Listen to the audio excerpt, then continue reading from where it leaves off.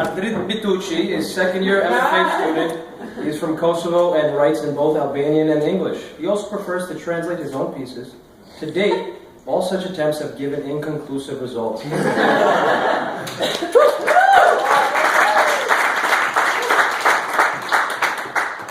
I'll be reading my piece with Zack. He'll be assisting me. And this is non-fiction and fiction hybrid piece in performance art, I guess. Whatever. Performance art. Just inflated value. So I'm in a computer lab. Actually, Zack found me that job. It's the best job ever. You just kind of sit there, office hours, and writing, you know. And Zack comes up and he's like, "Dude, what's up? How are you doing?" "Oh, good, man, good. I'm just like working on this translation of mine. I met with my professor last week, and he's like, "Oh, let me check your fiction." So, I'm working on it a little bit, and normally this piece I wrote it like two years ago, and I wrote it in Albanian. But every time I publish it back home, I publish for this magazine called Kosovo 2.0. They generally translate it. They do a good job, but I don't know, call me a perfectionist. I kind of like to translate my own stuff. Just gets the voice right, you know? Yeah, man, you're the DIY type. It makes sense. Yeah. And, here, let me show you. So, like, I open, like, two windows right there. One is my current work, like, halfway through translating it. And the second work is the old one, you know? That's published on the website. And I'm like, here, let me show you. This piece is called The Craft of Intimidation, and it's the first chapter. It's called The Fabric of Threats. It's a fiction piece, right? Here, let me read you something. Just like the first love, the first threat is the one not to be forgotten. Now that the threats have become but a commonplace daily occurrence, I finally understand where their secret lies. You can't let them bother you. Here, read the other. Just like the first love, the first threat is also never forgotten. Now that threats have become part of my daily life, I learned where the secret lies. You can't allow yourself to be disturbed by them. Oh, I didn't kind of expect that. That's kind of good, but hey, beginner's luck. Let's just keep. It's a bit more concise.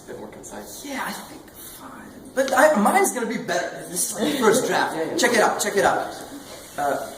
He's such a polite kid, man. He doesn't want to discourage me. So it's like, all right, let's see. Let's just check this. My uncle, God rest his soul, at the time used to work at his shop selling fabrics and cloths. Contrary to popular belief that the textile industry is boring and nothing interesting ever happens, it turns out stress is bountiful.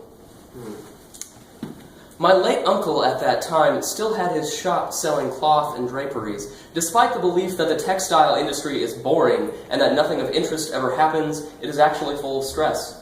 A small defect in the fabric, my uncle would say, and shots could be drawn. At that time, these words sounded just like any other exaggeration that a shopkeeper of my uncle's type would make in order to make himself seem important. Damn, that was not bad. But check how I translated this section here.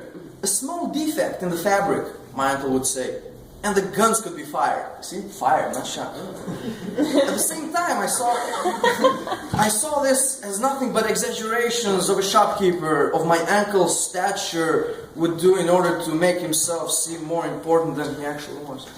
This is also a small purchasing mistake resulting in arrival of the wrong design and guns would be drawn. A small delay in the delivery of cloths intended for dowry, and again the guns would be drawn.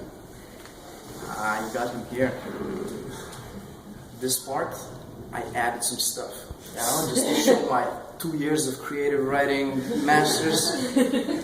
Check this out. A small mistake with the order, you end up with a wrong design / pattern, I couldn't say the word. And the guns could be fired. He loved to evoke the images from the medieval Kanun of Albanian mountains, the tales of his now romantic code of laws, its fanatical adherence in the name of preserving the traditions and identity, and dishonor leading to blood feuds, which having been co-opted by the nationalism, were now deeply ingrained into our minds, which for some would say helped us come together and survive the struggles of the 90s. And dash again. Created and kept alive the frontier town atmosphere, reminiscent of crumbling medieval cobblestone and spaghetti westerns. A delay in the delivery of cloths intended for someone's dowry, and, as you could imagine, guns could be fired. Yeah, your version definitely, it seems a lot more developed.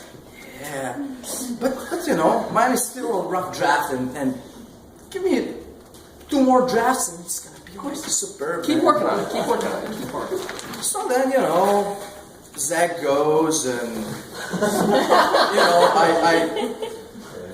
he leaves and I spend a couple of more hours translating the story and I'm like making pretty good progress and I'm almost done when I get stuck with this paragraph in the end. And it reads, Nëse ka mësuar në të një gjë gjatë kësaj vere të rinisë sime ku punoja si qirak në dyqanin Agjës tim, atëherë ato ishin 2 gjëra. Në një, si të drejtohet një biznes I vogël, të cilës ja kam parë vajrin tani që jam pronari I suksesshëm I një depoje pjesh, dhe në 2 kërcënimet I kanë shumë të përbashkëta me pëlkurat dhe shtofat që Agja shiste në dyqanin e tij. Then I was having trouble translating some idioms and some words and like, how do you say in English, me upon hiring or depo peers? You know, anybody know? I don't know. Yeah. I was struggling and struggling. I'm like, well, let's cheat a bit. Let's check that version online. Nobody's gonna know. I check it out, you know. So I go there and what I read was, If I ever learned anything during that summer of my youth while working as an apprentice in my uncle's shop, it was these 2 things. 1, how to run a small business, which came in quite handy now that I am the owner of a successful beverage wholesale business. And 2, the threats and intimidations have a lot in common with cloths and draperies that my uncle sold at his shop. like, oh my God, who is this translator?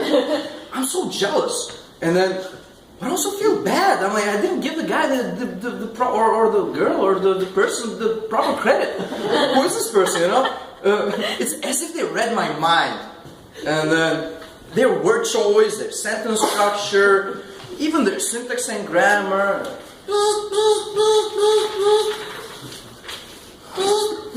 Text from Art.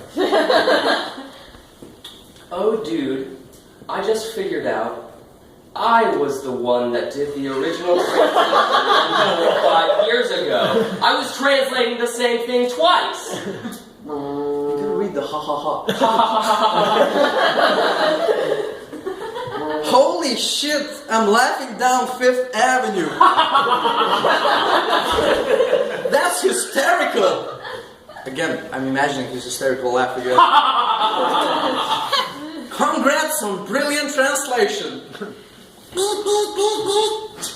Oh my God, I spent 2.5 hours of my life doing a worse job.